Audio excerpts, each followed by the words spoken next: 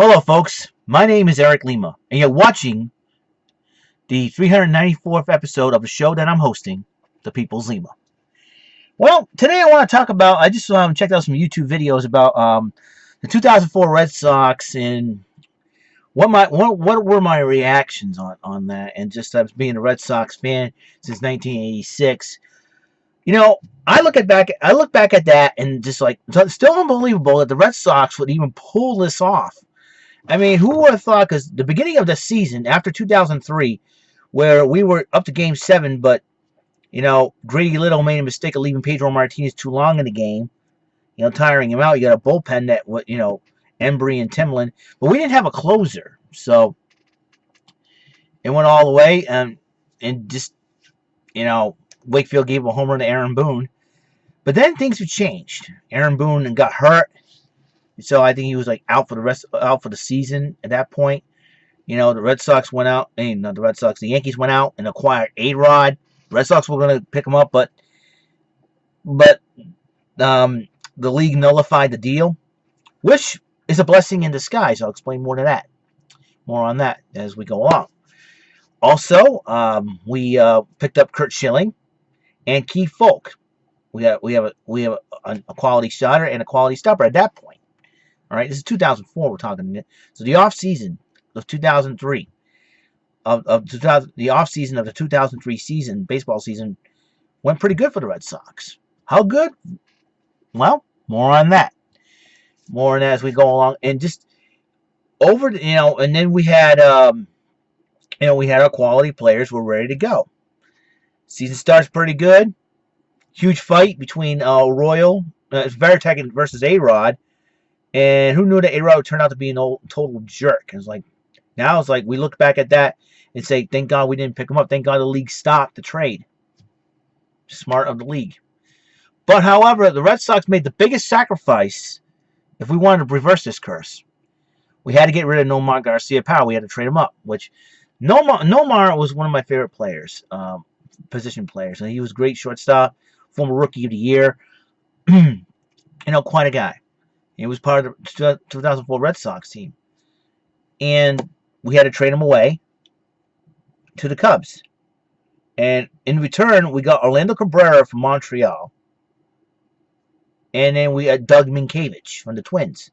Well, ironically, the Red Sox were playing the Twins when that happened. So I think Doug Minkiewicz may be the first major league player to be traded from one team to the team that he was playing against. The next. So it's like, it's like if two teams come to town and you got one player going to, it was a rare sight to see. Minkiewicz was the Red Sox were playing the Twins. Minkiewicz was a Minnesota Twin, and also finally got traded for Nomar. He's going over to the Red Sox. All I gotta do is go across the go over to the visit. You better go in the visitors' locker room. You got a Red Sox uniform waiting for you. You got traded. Imagine Minkiewicz's reaction. Well, we picked up Dave Roberts via free agency. So it's like we had to replace Nomar. Because Nomar, got his hurt ankle and all that. And just, it was the most popular Red Sox player since Ted Williams. But that all changed. Because now, the Red Sox got defense on the field. Got a decent offense. We're ready to go. Red Sox made it in via the wild card. And we got, Big Papi came through for against the Angels, hitting that game-winning home run for the Red Sox, not only to win the game, but win that series of the ALDS and move on to the ALCS. Would I want to face the Twins again or the Yankees? I should bring on the Yankees. The Yankees won their series against the Twins. Here we go. ALCS. Eastern Division champ Yankees versus the wild card champ Red Sox. All of a sudden, Yankees got up 3-0. 3-0, especially a 19-8 mollywhopping that the Yankees handed the Red Sox. Curt Schilling did not do well in Game 1. Red Sox made a few adjustments. And Game 4, Big Papi, home run, we're not dead yet. Game 5, Big Papi again, base hit, scores Johnny Damon. We're not dead yet. Game 6 got interesting.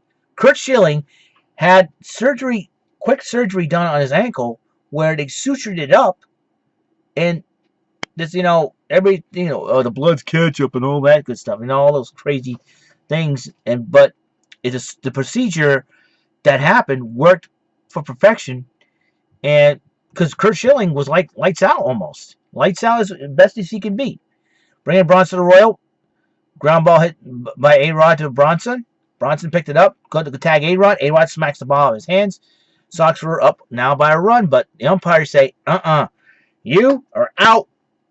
Deer, butt back to first base. And then all she wrote with, Bellhorn's homer. Mark Bellhorn, who thought we would break the curse with a guy by the name of Mark Bellhorn. Very surprising at that.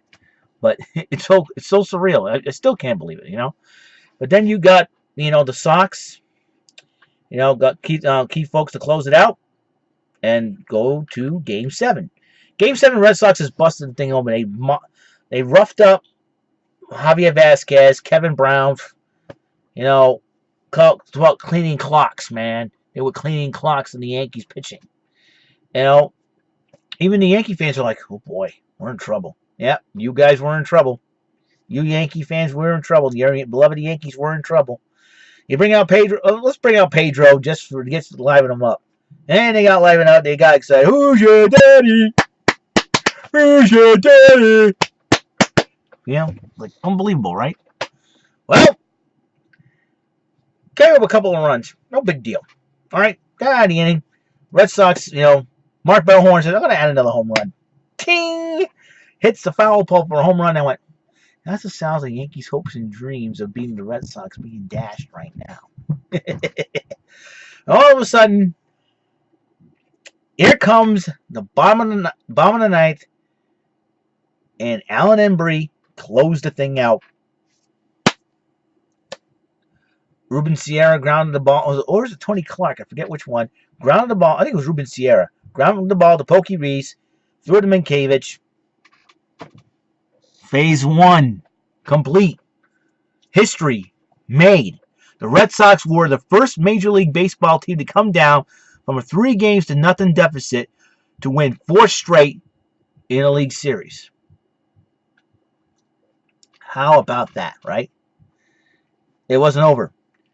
Despite making 8 errors in the first 2 games, 4 in Game 1 and 4 in Game 2, the Red Sox won those 2 games at Fenway.